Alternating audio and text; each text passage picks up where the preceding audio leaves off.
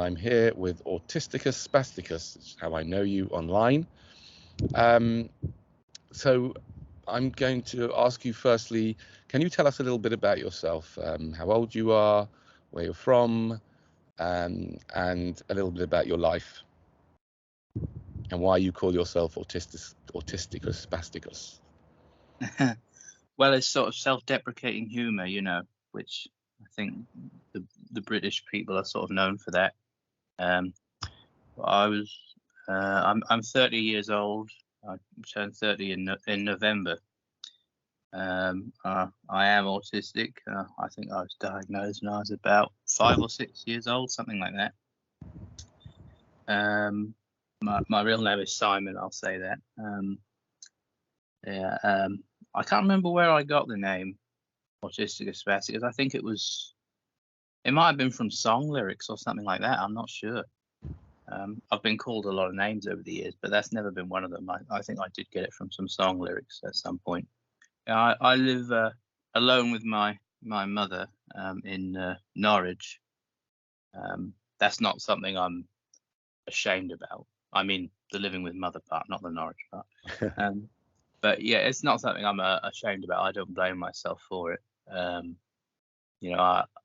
embraced the name Autisticus Spasticus because, I think I can't be something I'm not. I am what I am, and I might as well embrace it, Besides, everyone nowadays online seems to have some kind of gimmick or handle, something that they go by, some kind of pseudonym, and I thought, well, I need one as well because my real name's boring and wouldn't stand out in a crowd, so I need something to pick me out, Okay, and I just wanted to sort of briefly touch on what you said about not being ashamed. It's funny because I was speaking to a friend of mine who also lives at home with his parents. He's in his 30s, he's 35, and I think it's nothing at all to be ashamed of. And the idea that people are ashamed of living with their parents, and sometimes when I'm out on the megaphone, someone says something, I suppose you probably live with your mum or something like that. I think that's ridiculous, because to be honest, because actually I think you should probably be more ashamed for being stupid enough for living on your own and paying all that money and rent and having to work really, really hard. If you can live with your parents, if you're able to live with your parents and then share the costs of living, which is so high, I don't think that's something to be ashamed of at all.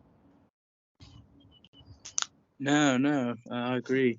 They did sort of create you, and I think every parent, they always create their child with a lot of assumptions, and one of them is that they will be successful in life in all of the conventional ways, flying the nest and having a job and that sort of thing. It's sort of a subconscious expectation, I think, and if they never even think that their child might be one of those ones who I don't know if it's the right term, but clinically I think it means something else, but I always like to use the term failure to thrive, that failure to fly the nest, and in my case I failed at a lot of the things which most other people can do and take for granted, but on some other things which most people can't do, I can, so it's always, I think, with life, it's always a case of it gives with one hand and takes with another, one door open and another closed and all the rest of it, I'm not sure there's ever been anyone who has it all, they'd be superhuman if they did.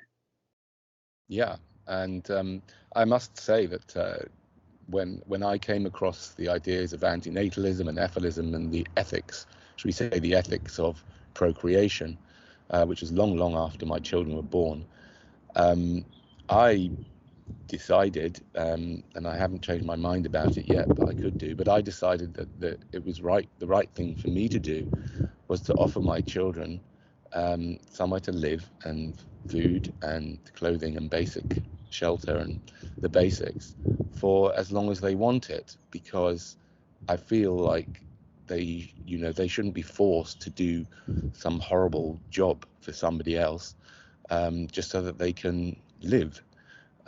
So that's what I've told them. If they choose, they have, one of them has chosen so far to leave and actually leave the country, and the other two are still home, one's just come back from university a few months ago.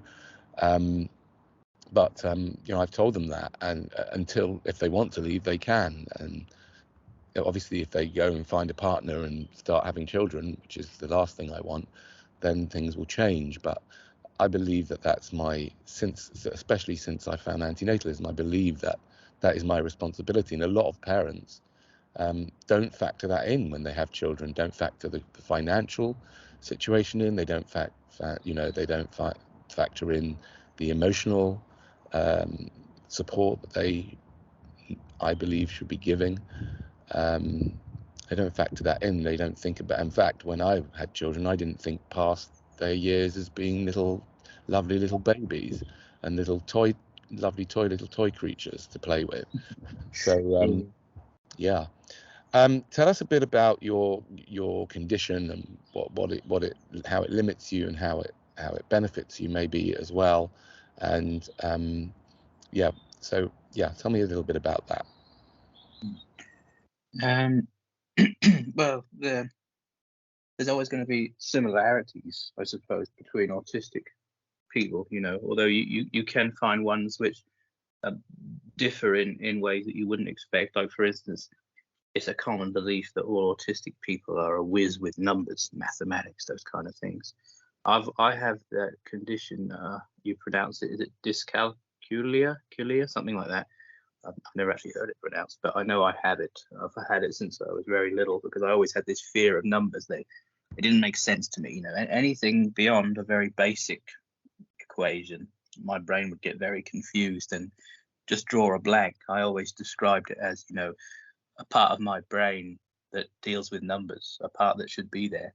Somehow it isn't. I don't have it, and they just confuse the hell out of me, numbers.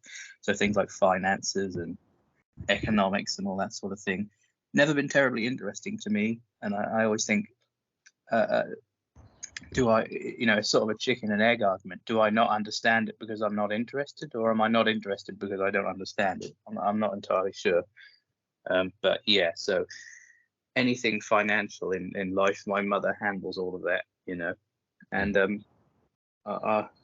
I don't really know, but I can't imagine it's anything extreme, because we don't have things like credit cards and all that. We've never used anything like that. My mother still prefers to deal in cold hard cash, as she puts it. Even though, of course, money. Well, I say paper money. It's made of, the notes are made of plastic in this country now.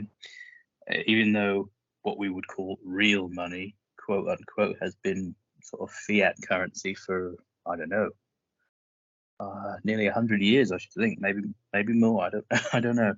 But yeah, there is still that distinction between the money we carry in our hands and the digits on a screen.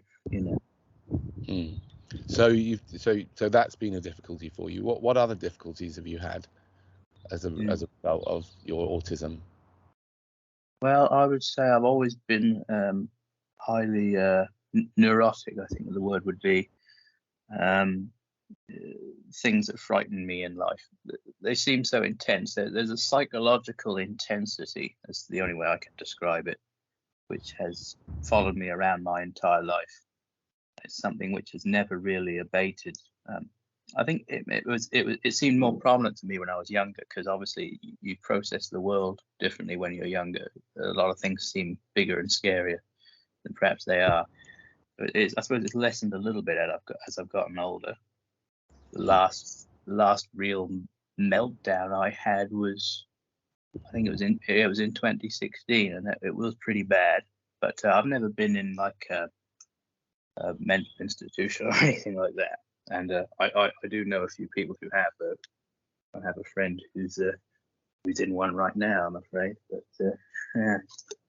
And when you say you had a meltdown, can you tell us a bit more about that? Do you mind, or you don't have to? But oh well, just you're off your food, you're sort of confined to your bed. The only sort of solace you have is going to sleep. Really, you prefer being asleep to being awake, which I suppose sleep is the closest frame of reference we have for something like death or non-existence. Even though technically we are still alive, because we're at the subconscious level, we're having dreams, and we are still there. Yeah, so it's just sort of a total sort of disengagement from the world. You don't want to, certainly don't want to go outside and talk to people, that kind of thing. Right. And And what were you was there particular things you were fearful of at the time? oh yeah, there were particular things. I won't say what they are, but yeah, there were, and they are things that still bother me now. But hopefully it'll never get that extreme again. I think it was because I had bottled up a lot of worries for a long time, concerns, which I hadn't shared with my mother, and I finally did, and yeah, it was the sort of darkest phase of my life, and I've had a few of those. But And how did you get out of that phase? I can't remember. It was just the passage of time, and I don't think my body could keep up the not eating and confining myself to my room. It was just the passage of time that brought me out of it. Really, there was no real intervention. I mean, because therapy, although I did do it and I have done that, I think a lot of human problems are too complex to be solved by simply talking about them. Certainly by taking drugs. I mean, I've been on SSRIs for about, I'm not actually sure, probably about 16 years, something like that. And my mother is quite, well, she wasn't at the time, but now she's quite sort of anti-pharmaceutical. I know you know a little bit about that industry, shall we say. But yeah, she's quite anti-pharmaceutical now, and she's currently trying to wean me off the drugs by just sort of cutting a little bit off the pill each time she gives it to me. I take 2 of them, but I think it's the highest dose you can have, or at least it was when I was put on them. And of course, right. I was put on them when I was about 15, and yeah, you have to wonder about. Well, first question would be what these drugs actually do, because well, I don't know if it's true, but I heard that we're not even entirely sure how to measure serotonin levels in the brain. I might go as far as to ask, does serotonin even exist? I don't know. I've got no way of confirming or denying any of this stuff. But yeah, I mean, it's not just the pharmaceutical industry. It's I think we sort of live in. Oh, what is that noise there? Sorry, that's my machine making a noise, even though it's not meant to. I thought I'd turned it off. Okay. I thought it was Big Ben or something. Okay. You live in London, don't you? I do, yeah. Yeah. What was I saying? Yeah, I think. Well, maybe not for everyone, but for those of us astute enough to think about it, I think we sort of live in sort of an age of disillusionment, really.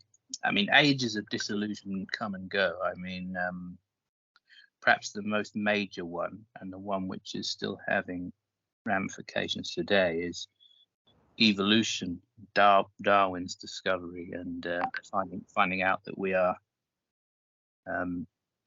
animals too. I think the world still hasn't fully digested that, and I don't just mean because a lot of the world is still believes in religion, which obviously stems from the fear of death, I think. But a lot of people avoid thinking about us as animals, as part of the animal kingdom, and being subject to the laws of evolution. A lot of people avoid thinking about that because it infringes upon what I think is really this Christian idea of human dignity, and that there is an indignity in being just another animal. And I guess there is, to be honest. I'm not going to deny that it is kind of. I don't see much dignity in life at all. That's one of the things that bothers me the most about it. But I don't deny that it is true that life is as terrible as Benazar describes it. I wish it wasn't so, but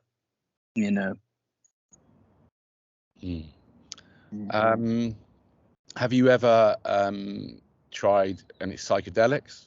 You don't have to tell me because it's not legal here, but have you ever thought No, nothing like that. I've never had any recreational drugs or smoking, not even alcohol. I don't really do that. Well, I might have a little Baileys at Christmas, but apart from that, nothing at all. I'm very very bland, very vanilla. Is that the word they would use? Yeah, I think so. Because the reason why I ask is because actually my son's did some research in university about the use of psychedelics. There's a lot of research going on at the moment for helping people with depression, and so that's really why I asked you. Yeah. I know I've always been sort of wary of it because I never really got on the whole the marijuana train. I mean, I thought we sort of had that in the 60s, but it sort of started up again in the last decade or so. It seems to be everywhere, and the vaping thing as well, you know. And I was always sort of wary of it because, well, for one thing, I'm autistic, so I'm very oversensitive, and the smell of marijuana is quite pungent, and it seems to be omnipresent in our lives now. It seems to be just about everywhere. I mean, when someone goes past my house and if I have the windows open, which I always do, even in winter, because I'm very sensitive to the heat. You know, I often feel hot when everyone else feels cold.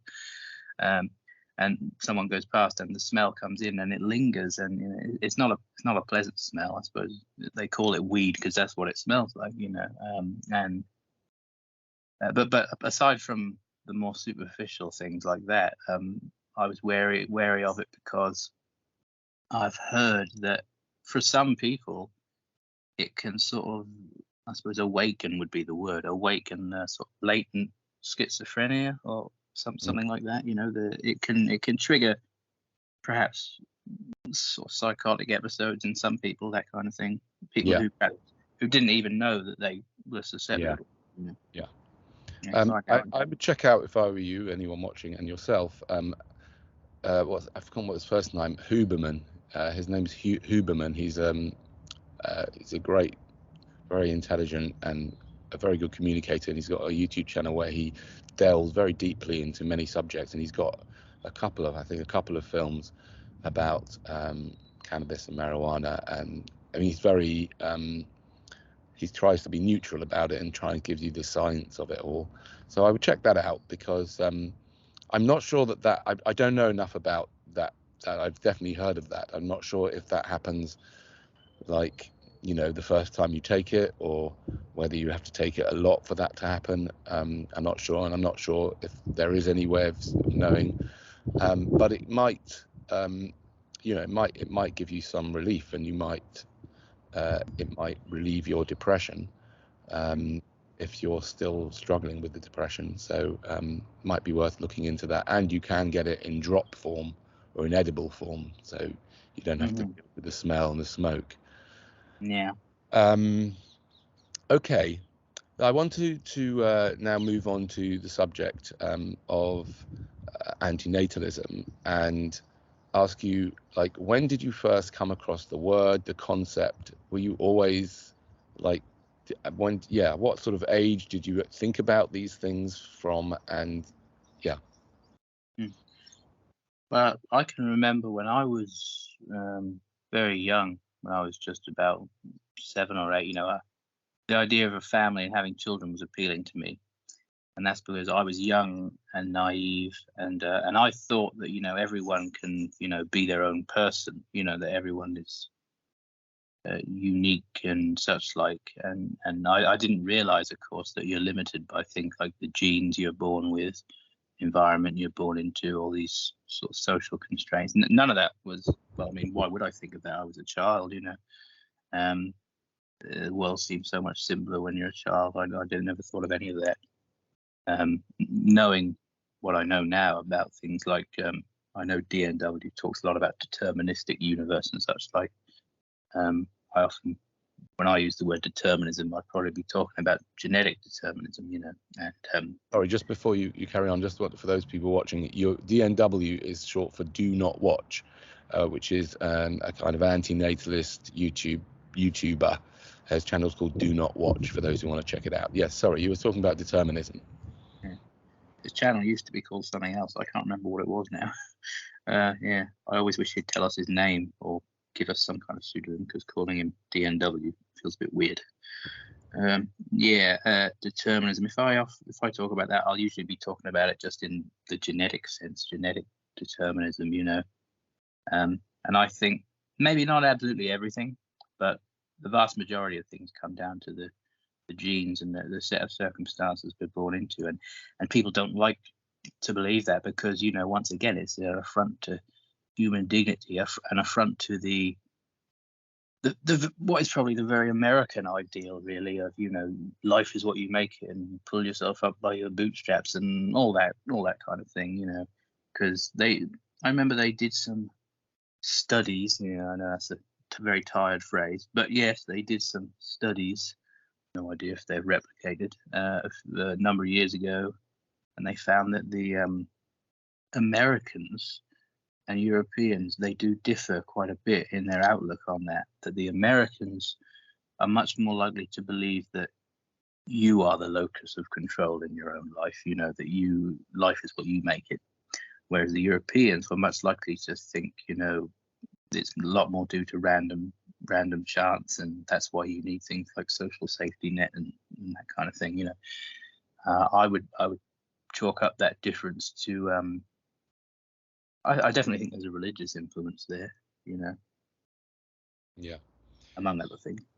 Okay, so as you got older, you started to question this whole idea. When did you start to question the idea of people, of yourself and others reproducing? When did you first come across this idea or think about it? I think I first came across David's books when I was about 22 or 23, something like that. Right. In 2014 or 15, something like that, I think, when I first sort of came across them. You're talking about David Benatar, who is the South African academic and one of the best known academics and authors, who I think he made the term antinatalism famous, I suppose, or well known, and he wrote several books, one of which is called Better Never to Have Been. And you read that? Yeah. And although I seem to remember more listening to videos of him speaking, funny enough, I listened to quite a lot of those. And because it's not very often he gives interviews, but I think there's at least probably a dozen of them out there by now that he's given over the years, and I've listened to every single one probably several times. And I really enjoyed how candid and honest he was, and one advantage I think he does have is that he himself, if we can take his word for it, is not a depressed person who's led a particularly horrible life, which is one of the main it's the main ammunition, I think, of natalists. They would always like to say this is something that would be espoused by depressed people, and I think, well, you're much more likely to probably be receptive to AN if you are depressed and have been on the receiving end of the worst life has to offer, but it is also perfectly possible to be a happy-go-lucky type. It's rare, I admit, but it is possible to be one of those and also acknowledge that, just because your life is good, you can still have a child who would be raped or have cancer, or, well, obviously the one thing that's assured in life is that it ends, that you die. And I tend to think that death nullifies any comparative goods in life. You have to, I can't remember who it was, someone described it as, it doesn't matter how long or complex or beautiful an equation is, if it ultimately ends in zero, that's really what you have to focus on. It's not the journey, it is the destination. I think if it all ends in nothing, then I always think, what was the point in, well, I say coming out of, we were never there, but it's a rhetorical device, figure of speech. What is the point of coming out of existence if you're just going to go back to it? And we spend all of this time in between being terrified of going back there. Or I say being terrified, I mean, a lot of people who are religious probably aren't terrified of it because they think they're going to heaven or whatever, but that's all good nonsense, obviously. Well, I just had someone them, and even they, are usually terrified because they're not guaranteed it. You know, they have to do all the right things and not do all the wrong things. And you know, so a lot of them are frightened. I think we have a built-in fear of death. Yeah, I mean, one of my former in-laws, I think, died a few days ago. It was very much a case of her asking them to switch off her machine and such like. I'm not sure if she was in tremendous pain or not, but I don't think she was particularly fearful about going to her death. But that was because she was religious. She sort of became one of this sort of happy, clappy, born again types a number of years ago, and it was mostly her husband that spearheaded that initiative. And I remember saying to them at the time, quite candidly, I think this has come sort of out of left field, really, and I think you've just adopted this new lifestyle because you're getting older, you know, and it's that sort of mortality salience, you know. And funnily enough, they pretty much admitted it and said, yeah, that is largely what it is. They just admitted it and said, yes, that's true, you know. But they seemed to be sincere in their beliefs, and maybe that made it easier for them to go to their deaths. When you say your ex-in-laws, what does that mean? Were you married?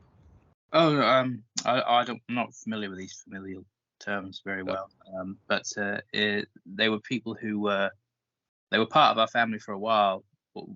When my grandmother was married, Right. but then they divorced. So, but they were still sort of in our lives. Do you know what I mean? Yeah. Okay, fine. I mean, one of the reasons why I find I wanted to speak to you and have this conversation is because I've heard you on DNW's channel, Do Not Watch His channel. I've heard you dismiss very intelligently natalists who say, you know, someone who might say, you know, I'm going to have a child and I'm going to be very careful with the child. I'm going to look after him. And I've really thought it through. And the majority of people, you know, if you ask the majority of people whether they would have preferred not to be born, they would say, no, I'm happy to be alive and I want to carry on living. What would you say to someone like that? Well, I always say the people who have comparatively good lives, they aren't really the focus of what we're talking about. You know, I mean, I could argue that they're deluded and whatnot, and blindsided by their biological urges. But that's an aside, really. The main thing is we're concerned with the people who are on the receiving end of, as I said, the very worst life has to offer. They're the ones that the moral weight is pushed in favor of, the ones we have to focus on because of and there's not just one, there's several various asymmetries in life between pleasure and pain, and a lot of the times the natalists, I mean, Benatar has spoken about that smug sort of macho tone that they can have sometimes. And I'm not denigrating sort of masculinity. I can't stand a lot of this emasculation and wokeness that goes on nowadays. But still, there is that smug dismissiveness of it there.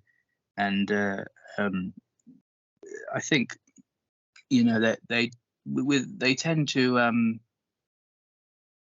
there's a lot of things in life which we have to put up with, you know, which we never would have chosen if we had a free choice. I always say the way to determine the value of anything, be it an object, a situation, a person, you know, yourself, anything really, is to say, you know, would I freely have chosen this if I wasn't under any duress? You know, if I was in a vacuum, so to speak, if I wasn't already here existing and in this predicament, you know, would I freely choose this set of circumstances or to be whatever it is I am, you know? And I think a lot of the time the answer is going to be no, because if you have the omnipotent capabilities and can be and choose any scenario, any kind of life for yourself that you want, how many people would choose the life they have exactly as it is? I think pretty much no one. There's always someone who wants more, you know, even billionaires, you know. So it's about the unrestricted choice, you know.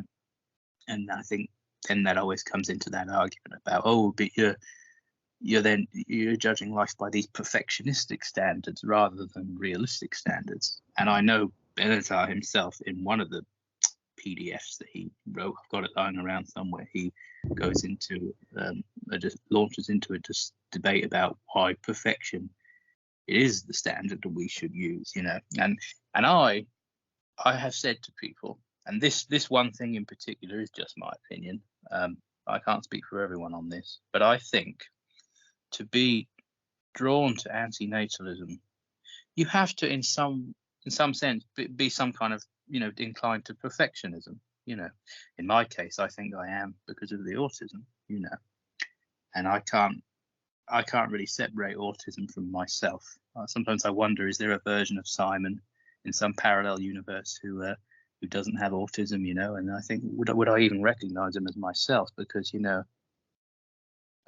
it's a nice soundbite. It's a nice little fridge magnet quote to say things like, I am not my illness, or I am not defined by my condition. It'd be nice to believe that, but in a lot of ways I am. If there was some version of me out there who was happy-go-lucky and positive and didn't have autism and was good socially and all that, I mean, you might have my name and my face, but would it still be me? I don't know. Would I recognize him? There's one thing I wanted to also add to the equation, is that I mean, you don't have to necessarily describe what it is, but I do recall that from some of your conversations, you also have some physical challenges. Is that right? Yeah. Yeah. And do you want to share what they are, or some idea of what they are, and how it limits you, or you prefer not? Yeah.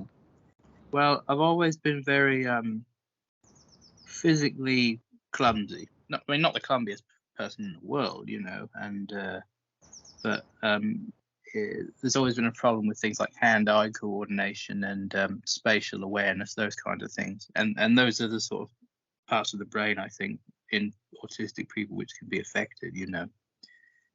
So I really lucked out because I got that, and I also got being useless with numbers.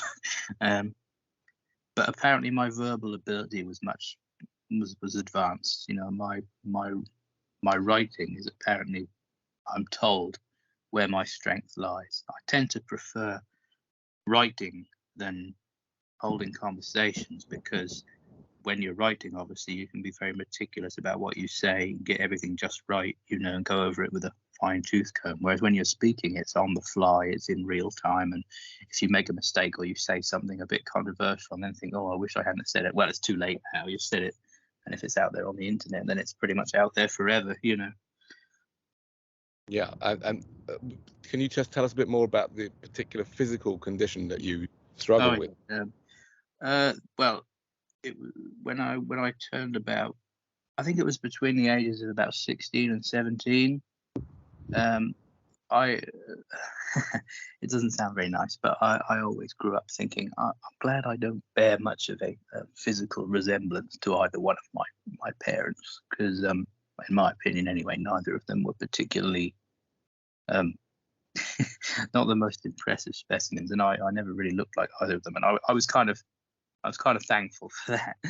I know it sounds horrible, but once I got to about 16, 17, my body changed very rapidly, and it seemed to be that just about everything about them which was undesirable suddenly appeared in myself in magnification. It was worse. I mean, for instance, my father, what my mother tells me, he had quite sort of chunky sort of legs, like rugby player legs, which I suppose in a man could be a good thing, In my case, though, my legs are just sort of, I don't know how to describe it, but it looks like they've got too much meat on them. Even when I'm a bit overweight now, but even when I was slimmer, in my late teenage years, my legs suddenly, they didn't seem to be in sync with the rest of my body. But then also I got a lot bigger and broader around the chest, and yet I still have this sort of chubby sort of baby face, and I just think of myself as sort of a mishmash of features which don't really work or go together that well. I mean, when I was a child, some people would often say it was a very good looking child. No, he could be like a child model in a catalogue or something like that. People would sometimes say that. But then to suddenly look in the mirror one day and hardly recognize yourself, and your voice changes and all things like that, that would be difficult for anyone to go through, I imagine. But for someone who's autistic and hates change, because he always associates change with the negative, it was hell to go through. It was awful. It was something which, I mean, it's something you never truly get over, because it's sort of a loss of autonomy. Something fundamental about yourself has changed without your consent, and you never saw it coming. I mean, well, obviously changes like that is something everyone goes through in childhood, but I've never even thought about it. I've never considered it.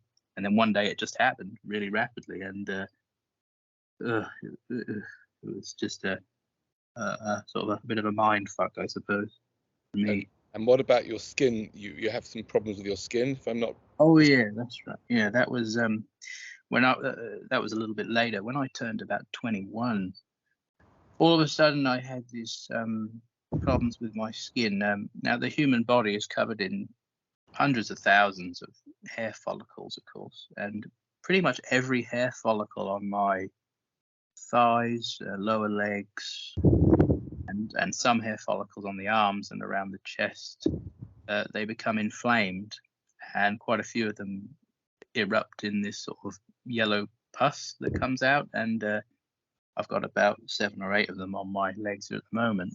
It seems to get worse in the summer, and it seems to be triggered by the heat, because it's a condition called keratosis pilaris, which is one of those conditions which is getting more common.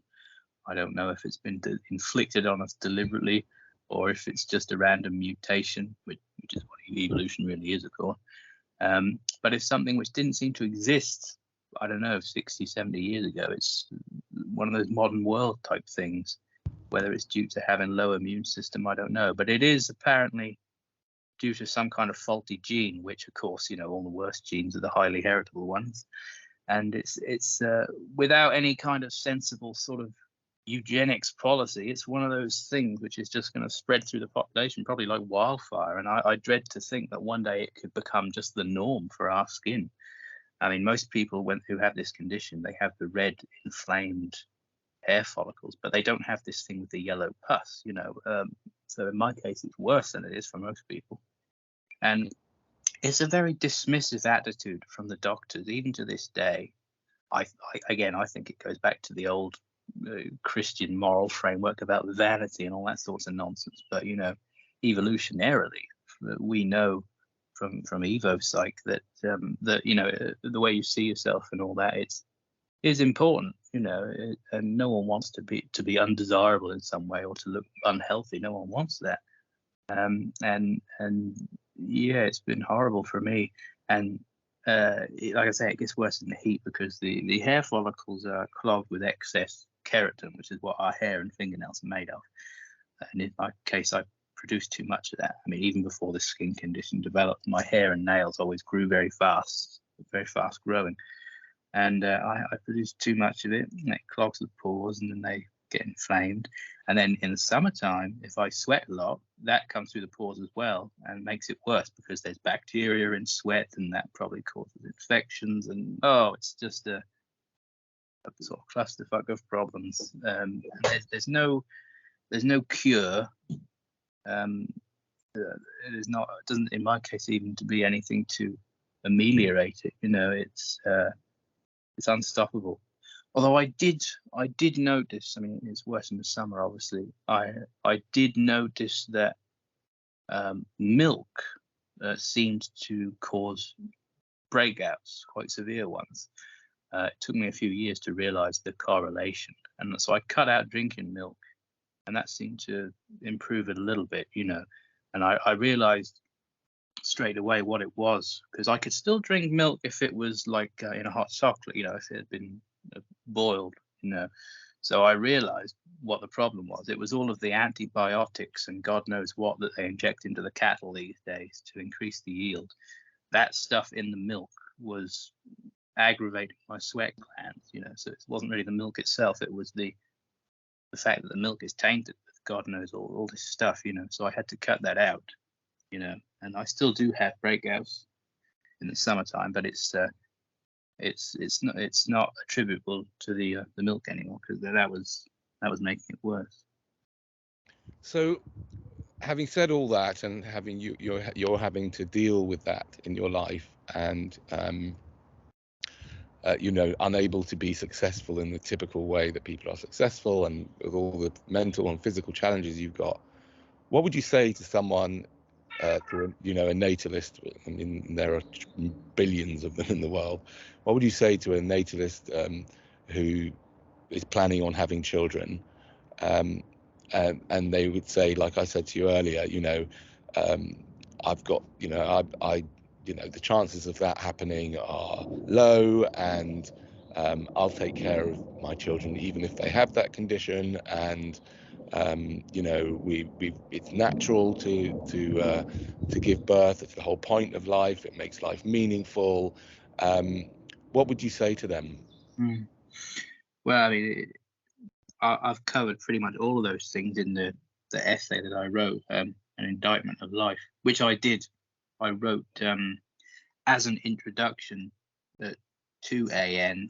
Well, pretty much anyone can read it, but I wrote it more for sort of a dissident right is the term, audience, which is where my background, I come from, sort of politically, I suppose you could call it. And I did write it with that audience in mind. That's dissident right is a term which is quite a broad term, and you can have sort of quite mild people within there, and you can have quite extreme people. I've spoken a few times to probably the most extreme person that exists. I won't name him, but he's a Mexican fellow. But yeah, so there is a very broad category of people, and I wrote this mostly to try and introduce them to AN, because I'm at a very unique crossroads, really. On the one hand, being opposed to all the sort of wokeness and egalitarianism in general, which has sort of metastasized into all the craziness we see in the world at the moment, and on the other hand, being AN, and a lot of I've spoken as well about how one of the things that sort of worries me is that AN, it seems to me in more recent years, is starting to get sort of infiltrated, is the word I would use, by, well, people who their primary concern is not ethical antinatalism. Their primary concern is other things. A lot of them will be perhaps quite woke people from that sort of ultra environmentalist background, and I always like to distinguish between real environmentalism, as I call it, which would be a concern for nature and animals and that kind of thing, and then a lot more of the globalist push stuff, like worrying about CO2 and all that Klaus Schwab type stuff, big industry, all the rest of it. I always think with a lot of these things, you have to think who's pushing it and who is benefiting from it. And if it's, I'm sorry, I'm just gonna bring you back, because I've got a limited amount of time. Slightly gone off the point, which is fine. That a lot myself. I want to get you just straight back, because I think what I'd like you to try and express, and if I can, I'll link people to this article if I can do that.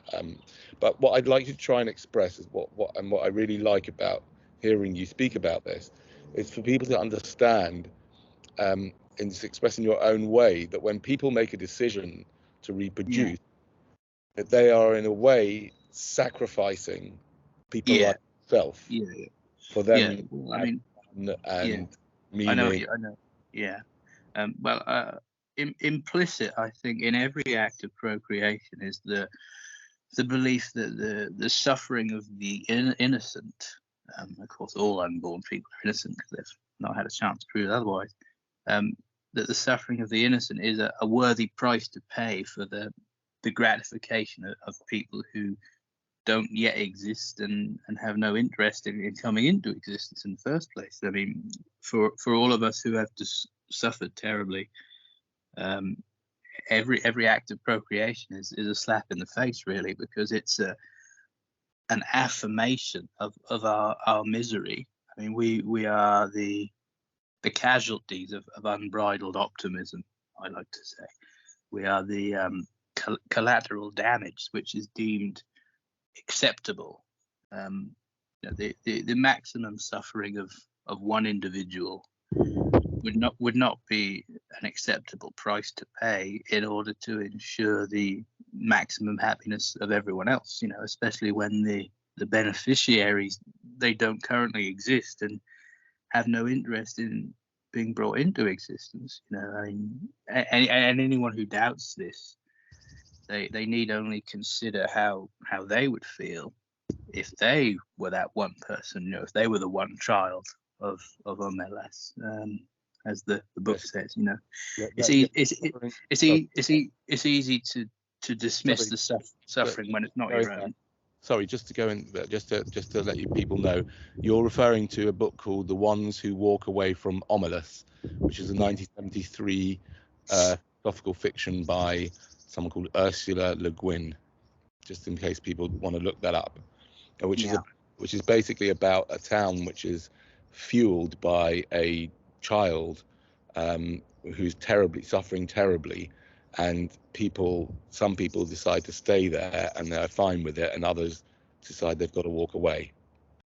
Yeah. You're saying you're like that child in a way. Yeah. I see. For all of us who suffer, especially those of us who suffer a lot, we are all that child. That child represents us. That's the character that we would obviously identify with, and all of the people who are sort of, enjoying their slice of cake, and those are the people who choose to stay, and even today, with all of our advances, the one thing which is almost impossible to do is to change people's values, the way they reason. And some people, they might be okay with remaining in that paradise city, at the expense of that child. They might be okay with that. I don't understand that mindset. I don't think I ever will. But yeah, there are going to be some people who are okay with it. I, for one, am not one of them, and I'll have to leave the city. Yeah. Okay. We're coming towards the end of our chat. If that's okay, is there anything else that you'd like burning any burning issues that you'd like to share with the listeners? And well, obviously, I mean, I have it in front of me, and I haven't really read any of it. A lot of the material that I've written, because I didn't know how long our conversation was going to be today, and we can always do it again at some point. Yeah, sure. Yeah. Would you like to make? I mean, you could read out your, or I could read out your your article, The Indictment of Life. Yeah. If you'd like to, would you like to do that? Yeah, I could do that. I mean, it was complete, or I thought it was completed back in 2021, but in the last few months, I've decided to expand it a little more. Okay. Add a few things or modify a few things, because I as always, it's that writer's prerogative, about is it ever truly finished,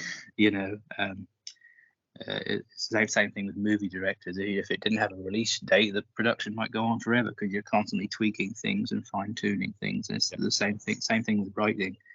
By the time you publish it, you think, oh damn, I should have added that. Oh well, that's why we had different editions, I suppose. Okay. Yeah.